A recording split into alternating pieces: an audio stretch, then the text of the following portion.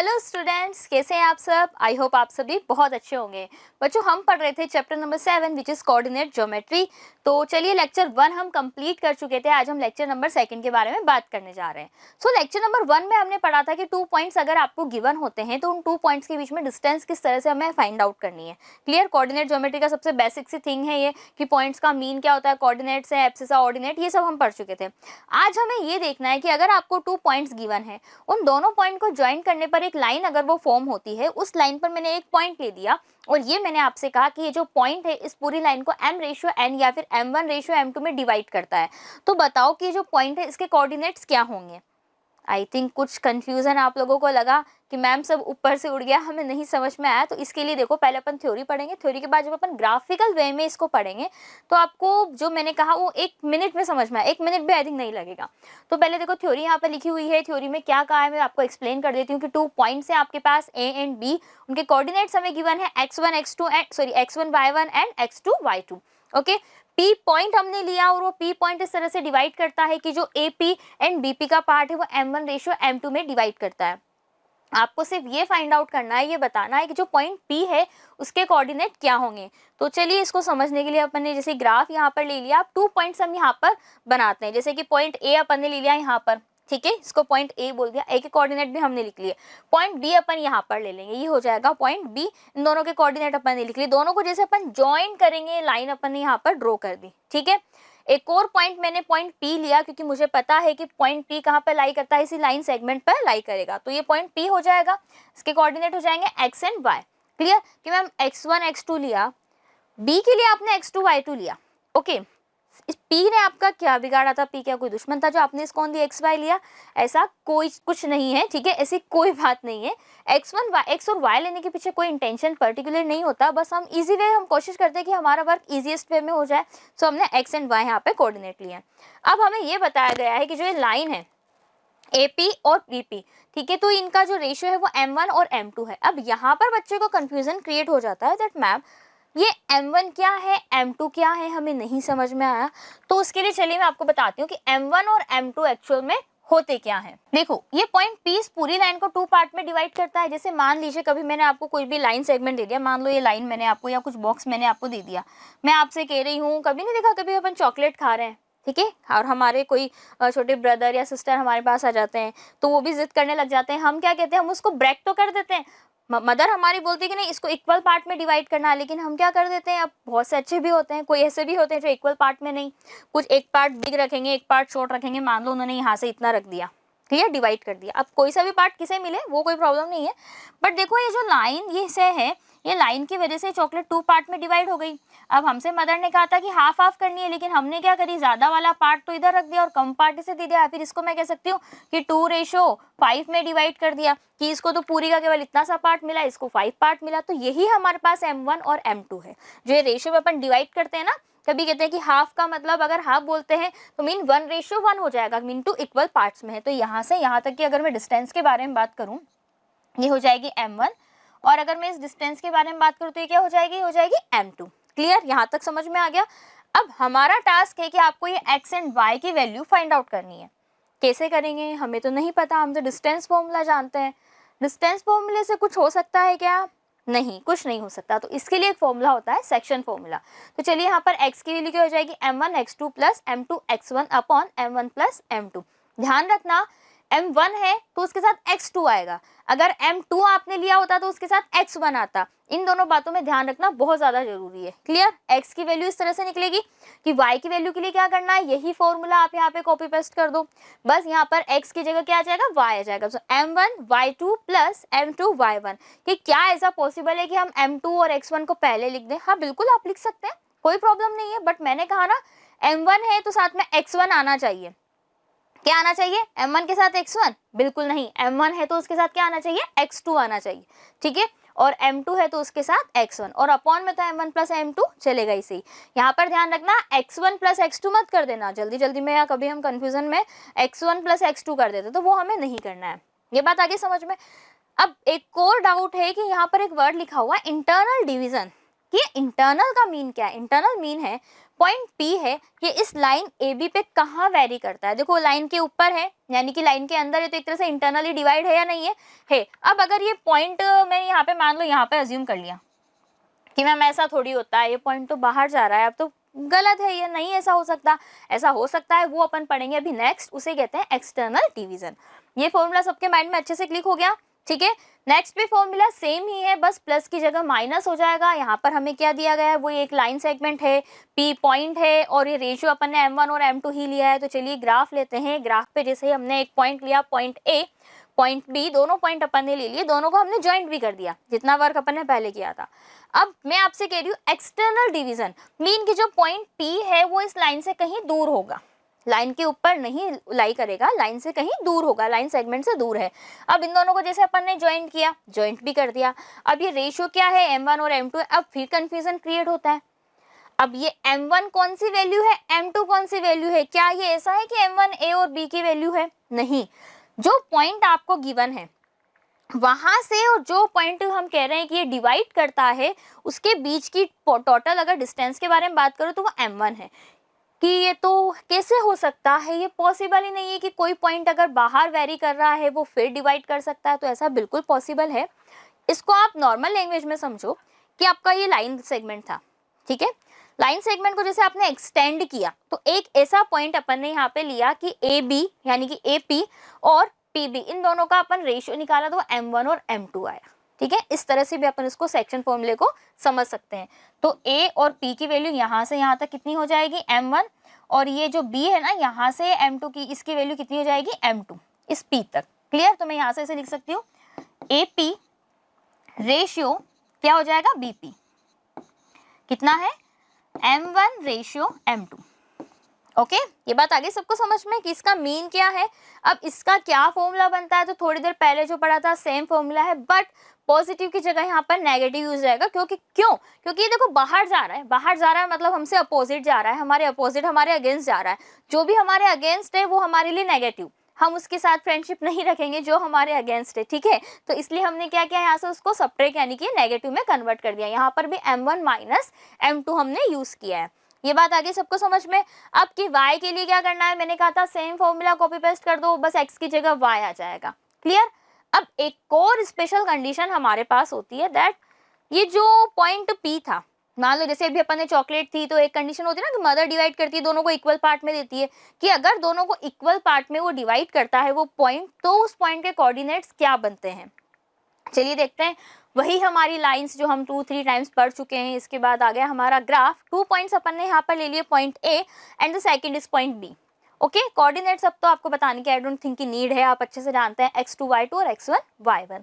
कि जरूरी इनका नाम AB लेना, क्या हम PQ नहीं ले सकते, बिल्कुल आप ले सकते हैं, जो आपकी इच्छा। नेमिंग के लिए मैंने आपको हमेशा फ्री रख रखा है, आप जानते हैं अच्छे से कि नेमिंग की कोई इंपॉर्टेंस होती भी नहीं है तब तक जब तक आपको ऑलरेडी नेमिंग के बारे में नहीं कहा गया है, जब तक आपको ऑलरेडी नहीं कहा है कि एक ट्राइंगल फॉर्म हो रहा है या पैरेललोग्राम है जिसके कोऑर्डिनेट्स इस तरह से हैं, तो तब तक हम फ्री हैं।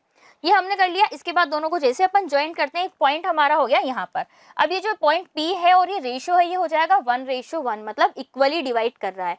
तो x की वैल्यू बन जाएगी x1 प्लस x2/2, y की वैल्यू बन जाएगी y1 प्लस y2/2।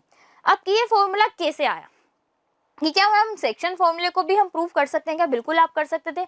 बट अगर हम देखें CBSE के वे में तो हमारे लिए प्रूफ इंपॉर्टेंट नहीं है, हमारे यहाँ से बहुत इजी 2-3 मार्क्स के क्वेश्चंस आते हैं, दैट्स वाई। और टाइमिंग का भी इशू है, आप जानते हैं टाइम अभी हमारे पास इतना है नहीं कि हम एक एक चीज़ डिटेल में एनालिसिस कर सकें।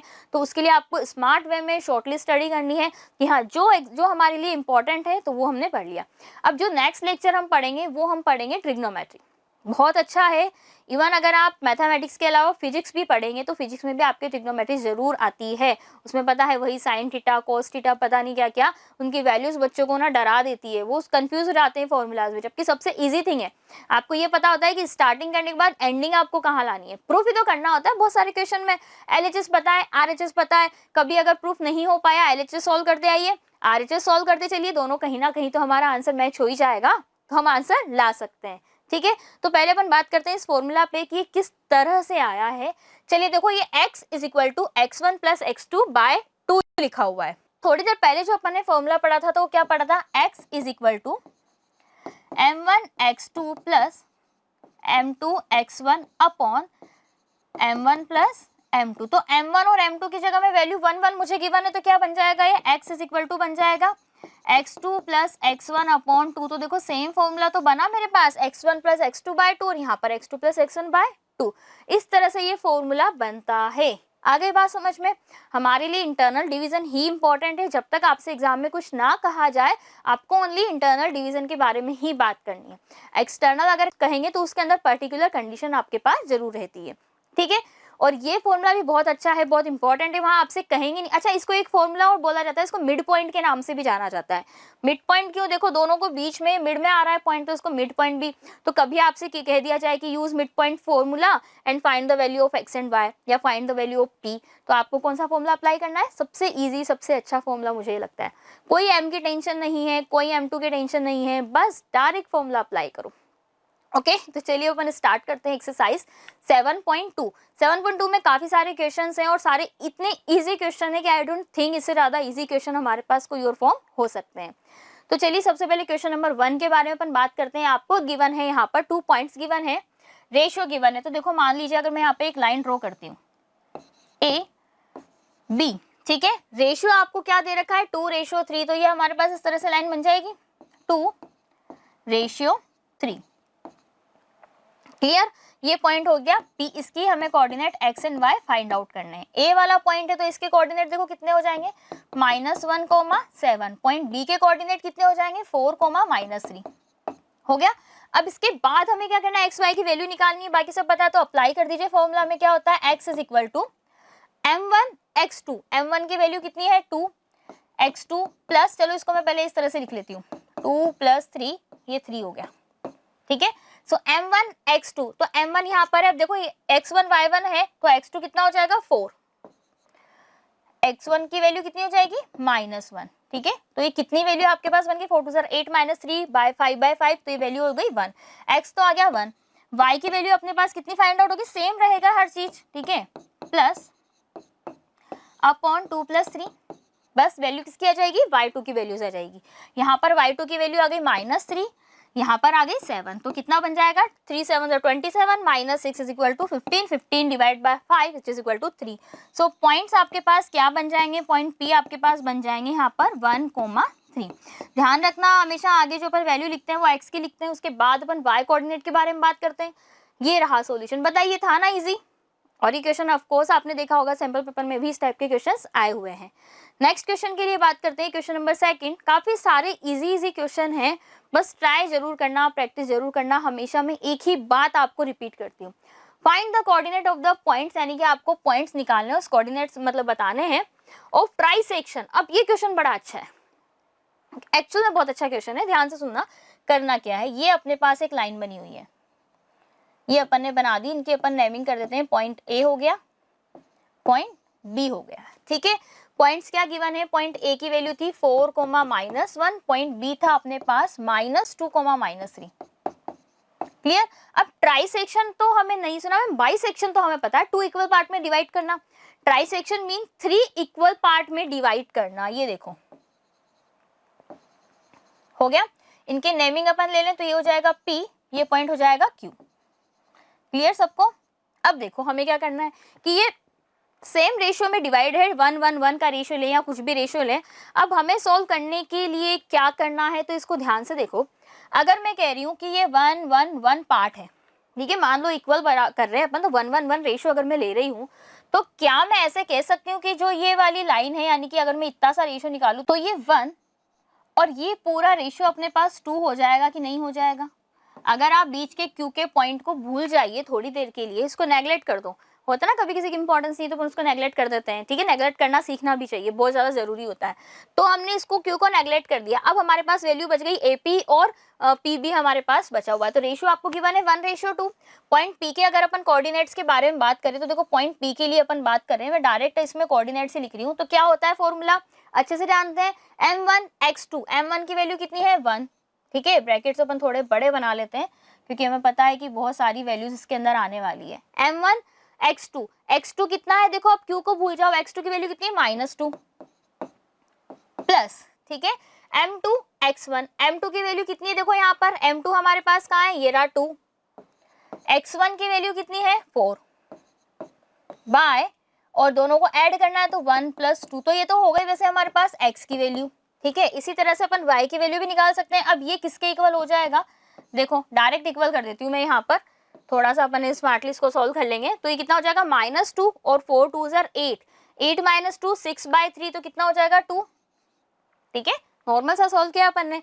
y की वैल्यू निकालने के लिए अपन क्या करेंगे, अपन पॉइंट p के लिए बात कर रहे हैं। सेम थिंग रहेगी अपने पास, 1 रहेगा प्लस 2 रहेगा अपॉन 3 हो जाएगा, विच इज इक्वल टू, लेकिन y2 की वैल्यू आ जाएगी तो -3 बन जाएगा यहाँ पर, और यहाँ पर क्या फॉर्म हो जाएगा -1 फॉर्म हो जाएगा, ठीक है। क्योंकि y2 y1 बात करें, ध्यान रखना है पॉइंट्स लिखते टाइम बहुत ध्यान से आपको लिखना होता है, क्योंकि माइनर सी हम मिस्टेक यहाँ पर कर सकते हैं और एक्चुअल में हो जाती है मिस्टेक्स, कोई बड़ी बात नहीं है, ठीक है। इनको सॉल्व किया अपन ने तो कितना आ गया -3 एंड -2 -5/3, ठीक है। दोनों को अपन अगर सॉल्व करेंगे, देखो उसकी वैल्यू 1 थी, ठीक है, और यहाँ पर तो -5/3। या आपको कोऑर्डिनेट मिल गए p के, 2 मिल गया और दूसरा मिल गया -5/3। अब थोड़ी देर के लिए a को नेगलेक्ट कर दो। अब a को नेगलेक्ट किया, अब देखो कि अगर मैं इतने से रेशो के बारे में बात करूँ तो 1:1 में डिवाइड हो रहा है या नहीं हो रहा, हो रहा है। 1:1 का मीन क्या होता है कि बाइसेक्ट कर रहा है। बाइसेक्ट मीन कौन सा फॉर्मूला अप्लाई होता है, देखो अगर मैं q के लिए बात करूँ, यहाँ पर q के लिए कौन सा फॉर्मूला अप्लाई होगा हमारा, डायरेक्ट अपन अगर यहाँ पे लिखें x1 + x2 तो कितना बन जाएगा 2 + -2, ये बना 2 + -2 अपॉन, दोनों क्या करते हैं x1 + x2 अपन 2 लिखते हैं, ठीक है, कोमा y1 की वैल्यू कितनी है -5/3 प्लस y2 कितना है -3 अपॉन में कितना हो जाएगा 2 हो जाएगा कि नहीं हो जाएगा, हो जाएगा। यहाँ पर देखो वैल्यू कितनी हो गई, ये वाली वैल्यू तो हो गई 0। यहाँ पर अपन सॉल्व करें तो कितना हो जाएगा, ये 9 एंड -14/3 × 2, 2 से कट हो जाएगा 7 टाइम, तो पॉइंट क्या आ गया अपने पास 0, -7/3, तो ये वैल्यू आ गई q की, ठीक है। तो p की वैल्यू हमें पता चल गई, q की पता चल गई, यही हमें फाइंड आउट करना था। क्लियर, बस क्वेश्चन को क्या करो, ब्रेक करने की कोशिश करो। क्वेश्चन को अपन ने यहाँ ब्रेक किया कि देखो 3 अलग अलग क्वेश्चन में फॉर्म हो गया, वरना डायरेक्ट ट्राइसेक्ट के बारे में हमें बात नहीं समझ में आ रही थी। हमें पता है कि ये तीनों का रेशियो इक्वल होता है, अगर इतने से कि एक 1 वैल्यू है तो इन दोनों को मिलाने के बाद 2 वैल्यू होगी या नहीं होगी, 100% श्योर होगी। ओके, 3 के बारे में बात करते हैं। अब देखो 3 ना बहुत लेंथी क्वेश्चन है, बहुत बड़ा था, हालांकि मैंने उसको आपके लिए शॉर्ट कर दिया है, ठीक है।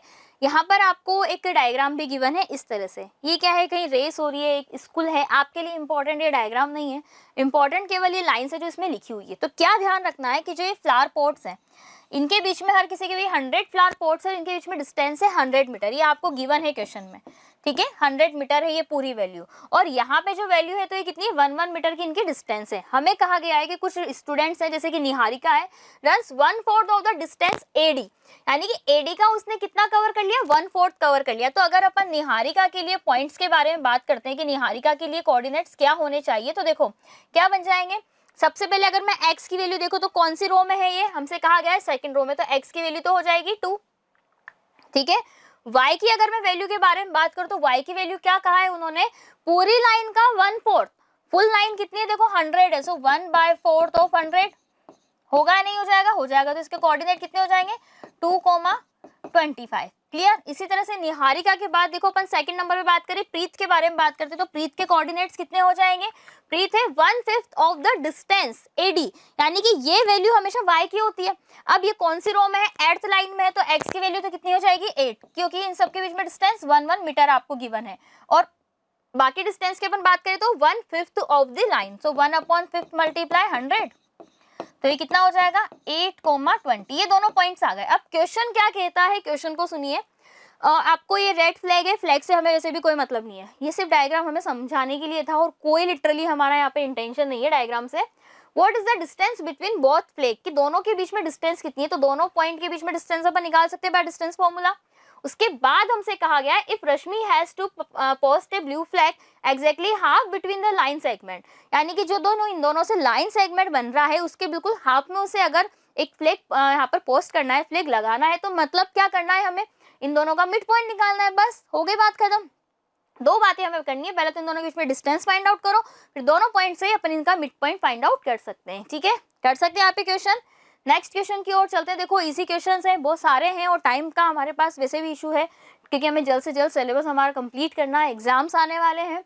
So find the ratio in which the line segment joining the point. अब ये क्वेश्चन बहुत अच्छा है, आपको क्या करना है वो रेशियो फाइंड आउट करना है। तो पहले तो इसको अपन ऐसे डायग्राम बना लेते हैं, मतलब इसको अपन ऐसे लाइन के फॉर्म में बना लेते हैं। ये हो गया ए, ये बन गया बी, ये अपन ने पॉइंट ले लिया पी। रेशियो नहीं पता तो m रेशियो n मत लेना, कंफ्यूज हो जाओगे, उलझ जाओगे। उसके अंदर रेशियो लेना k रेशियो 1 कि ऐसा क्यों, इसको देखना। अभी अगर आप m और n या m1 और m2 लेकर सॉल्व करेंगे तो बहुत सारी कॉम्प्लिकेशन हमारे लिए क्रिएट हो जाएंगी, क्योंकि इक्वेशंस फॉर्म हो जाएंगे और इक्वेशन सॉल्व करने में हमारा टाइम कंज्यूम होगा और आप उन्हें सॉल्व भी नहीं कर पाएंगे। सो इसलिए आपको क्या लेना है, k रेशियो 1 आपको लेना है। तो k और 1 अगर आप वैल्यू लेंगे तो आप इजिली यहाँ से k की वैल्यू फाइंड आउट कर सकते हैं। क्लियर।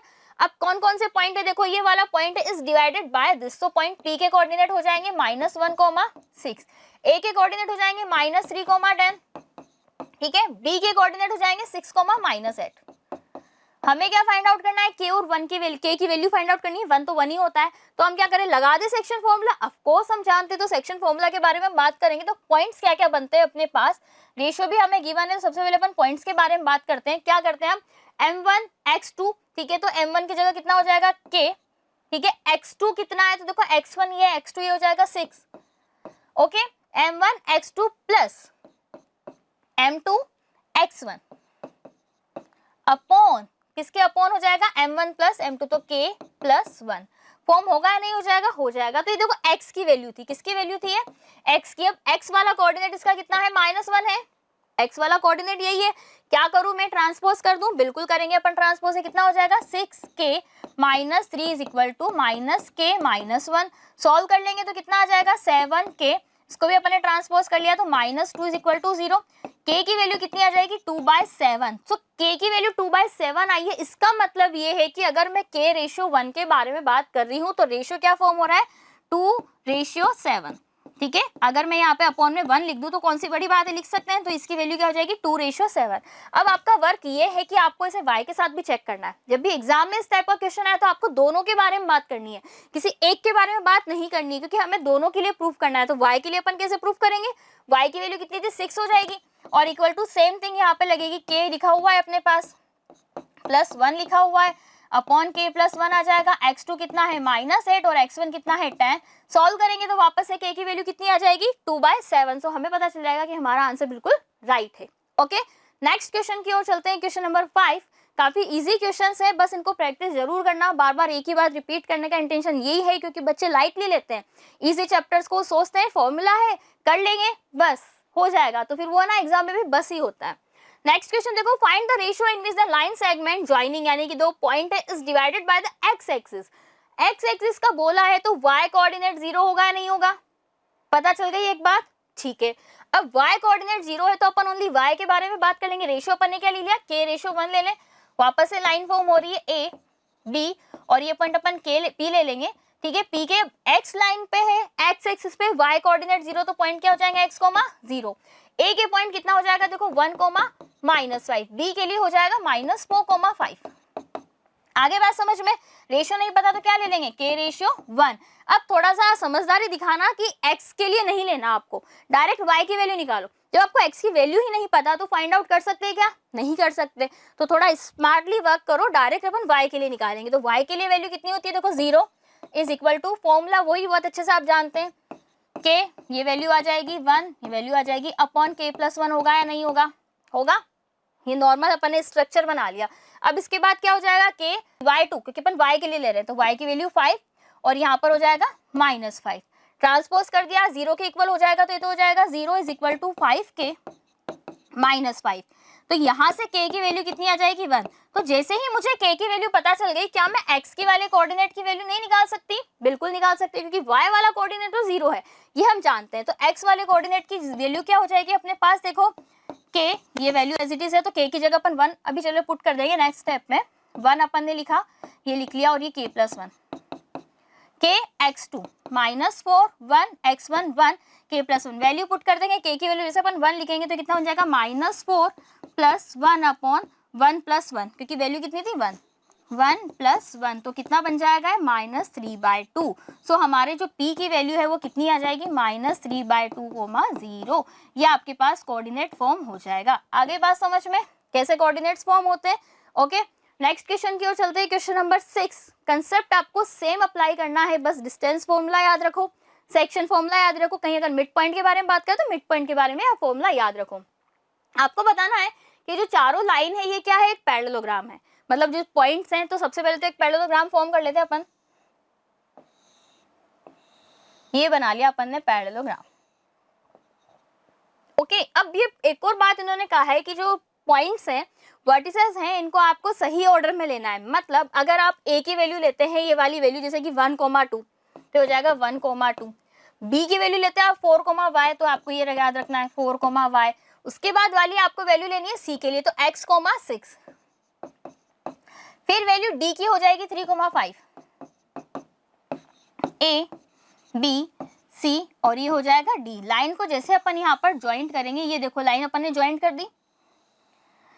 अब पैरेललोग्राम के बारे में हम क्या जानते हैं कि जो इनका जो इंटरसेक्टिंग पॉइंट है, यानी कि वैसे इनको बाइसेक्ट करता है जो पॉइंट है, तो डायगोनल्स को डायगोनल आपस में एक दूसरे को कैसे करते हैं, बाइसेक्ट करते हैं। मीन जो रेशियो है 1:1 होगा, यहाँ पर भी 1:1 होगा कि नहीं होगा, होगा। तो अगर मैं लाइन AC, ठीक है, और दूसरी लाइन है मेरे पास BD, इनके अगर मैं मिड पॉइंट के बारे में बात करती हूँ, एम लगा दिया, एम का मतलब है मिड पॉइंट, मिड पॉइंट के बारे में बात करती हूँ, तो दोनों सेम होने चाहिए कि नहीं होने चाहिए, होने चाहिए।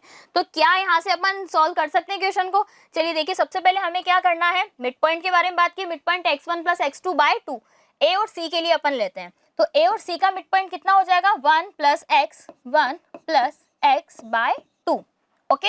2 + 6/2 तो कितना हो जाएगा, 8/2 which is equal to 4, equal to B और डी के बारे में बात करें, बी डी, सो कितना हो जाएगा, 4 + 3 मीन 7, 7/2, कोमा y + 5/2। अब क्या करना है कि टू कोऑर्डिनेट्स अगर इक्वल होते हैं, इट्स मीन उनका जो x कोऑर्डिनेट x के इक्वल होगा, y कोऑर्डिनेट y के इक्वल होगा, तो यहाँ पर वैल्यू आ जाएगी इसके equal. So 1 + x/2 is equal to 7/2। So यहाँ से x की वैल्यू अपने पास कितनी फॉर्म हो जाएगी, 6, 2 से 2 कैंसिल आउट हो जाएगा। वापस से देखो 4 की वैल्यू किसके इक्वल आ जाएगी, y + 5/2, तो कितना हो जाएगा 8, तो y की वैल्यू आ जाएगी यहाँ से 3। क्लियर?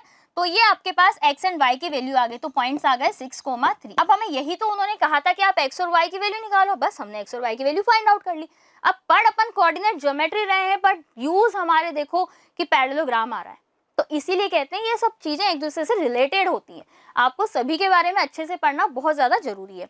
नेक्स्ट क्वेश्चन की बात करते हैं, क्वेश्चन नंबर 7। तो क्वेश्चन नंबर 7 है हमारे पास है, find the coordinates of a point A where AB is the diameter of a circle. अब ये क्वेश्चन बताने की नीड है क्या, नहीं है, बट फिर भी देख लो, ये आपके पास सर्किल बना हुआ है, सर्किल के ऊपर डायरेक्ट डायमीटर की बात कर रहे हैं, ये इसका सेंटर है, ठीक है। अब वैल्यू क्या क्या गिवन है कि आपके जो सेंटर की पॉइंट है, सेंटर अगर मैं O लेती हूँ तो O के कोऑर्डिनेट्स हो जाएंगे मेरे पास 2, -3, ठीक है। ए बी के बारे में बात की गई, डायमीटर है, ए की वैल्यू हमें नहीं पता, बी की वैल्यू पता है हमें 1,4।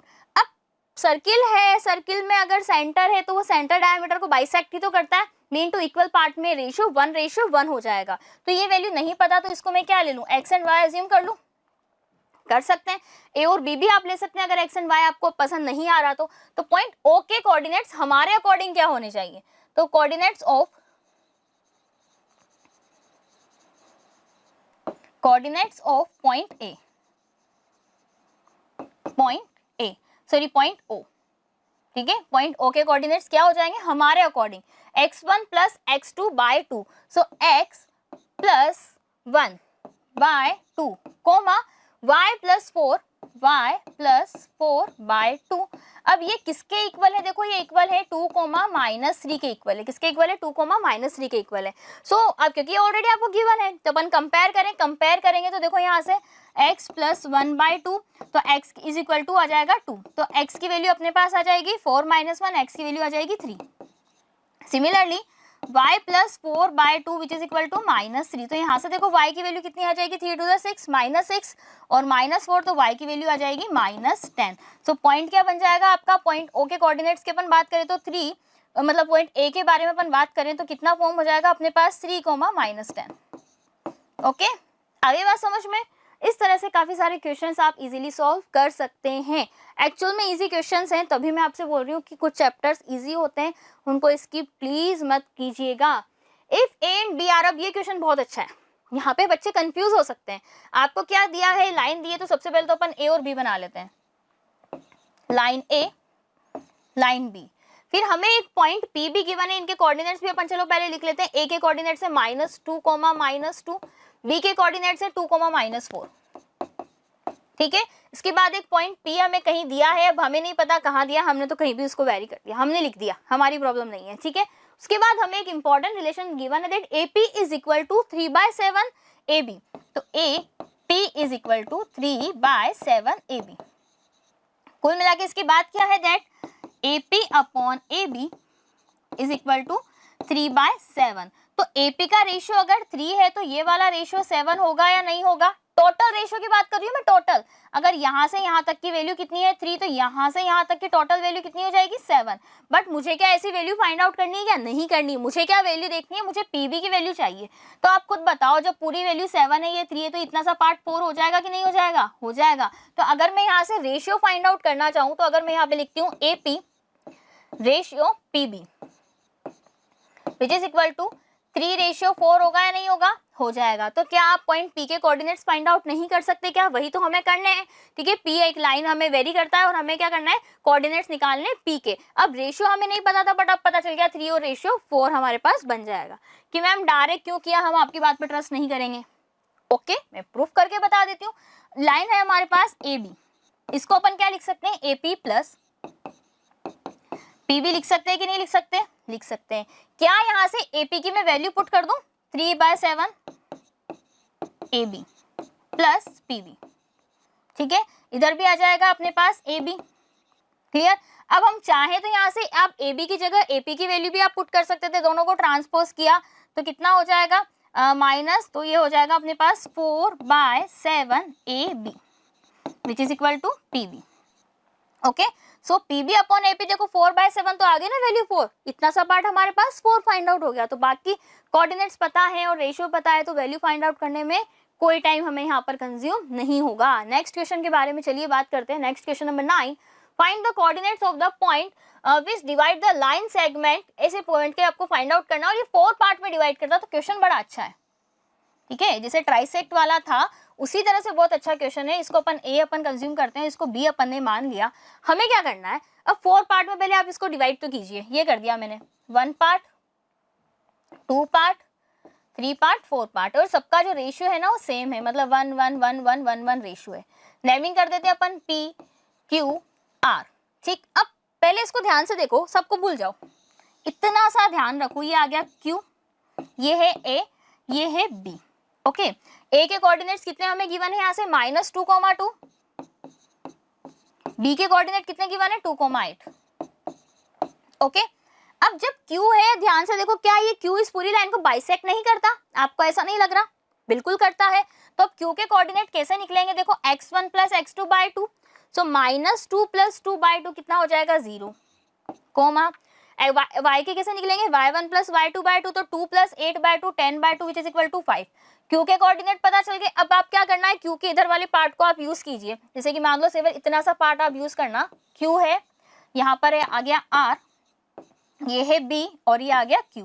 Q के कोऑर्डिनेट हमें कितने फाइंड आउट हुए? 0, 5। B के कोऑर्डिनेट कितने देखो? 2, 8। अब जब वापस से देखो, ये बाइसेक्ट कर रहा है कि नहीं कर रहा? 1:1 में है, बाइसेक्ट करता है, मिड पॉइंट है। तो क्या अपन किस तरह से फाइंड आउट करते हैं? दोनों को ऐड करके। तो R के अगर मैं कोऑर्डिनेट के बारे में बात करूं तो क्या बन जाएगा? x1 + x2/2, 0 + 2/2 which is equal to 1। 8 + 5/2 के बारे में बात करेंगे, कर सकते हैं अपन यहाँ से, तो कितना हो जाएगा? 13/2। क्लियर। सो Q हमें पता चल गया, R पता चल गया। सिमिलरली मैं इन दोनों में अगर अप्लाई करूं, ये जो अपने पास वैल्यू है, तो क्या मैं AP की वैल्यू यहाँ से फाइंड आउट नहीं कर सकती? क्या कर सकते? तो 3 टाइम यहाँ पर bisection mean mid point formula हमने यूज किया है, 1 time, 2 time and 3 time. Okay, तो अब ये आपकी स्मार्टनेस है। अब अगर आप चाहें कि नहीं, हमें बाइसेक्शन फॉर्मूला नहीं करना है, तो हम क्या कुछ और वैसे भी कर सकते हैं? बिल्कुल कर सकते हैं। ये इतना सा पार्ट 1 है, तो ये पूरा पार्ट अगर मैं PB देखूं तो 3 होगा कि नहीं होगा? तो रेशियो क्या हो जाएगा? 1:3। बट मैंने कहा था ना, रेशियो वाले क्वेश्चंस वैसे ही मुझे अच्छे नहीं लगते। बाइसेक्शन में अच्छा है ना, M1 की टेंशन ना M2 की टेंशन, डायरेक्ट x1 + x2/2 को रन y1 + y2/2 आप कर सकते हैं। आगे बात समझ में, किस तरह से आपको क्वेश्चन फॉर्म करना है। नेक्स्ट क्वेश्चन की ओर चलते हैं, क्वेश्चन नंबर 10 जो हमारी इस एक्सरसाइज का आई थिंक लास्ट क्वेश्चन है और ये आपके लिए होमवर्क होने वाला है, किस तरह से आप इसको सॉल्व करते हैं। हमें यहाँ पे कुछ क्वेश्चंस गिवन है। Find the area of rhombus. अब रोम्बस का एरिया कितना डिफिकल्ट होता है, देखो 1/2 multiply product of its diagonal. होता है कि नहीं होता है ना, कितना कॉम्प्लिकेटेड है। तो हमें क्या करना है, सबसे पहले अपन ने जैसे रोम्बस बना लिया। रोम्बस जानते हो क्या होता है, पैरेललोग्राम का ही एक फ्रेंड है, उसी का ही एक भाई है। बस क्या है, ये थोड़ा हालांकि बन पैरेललोग्राम गया, हम उसी को याद कर रहे थे इसलिए, बट ये रोम्बस में सारी साइड्स आपस में इक्वल होती हैं।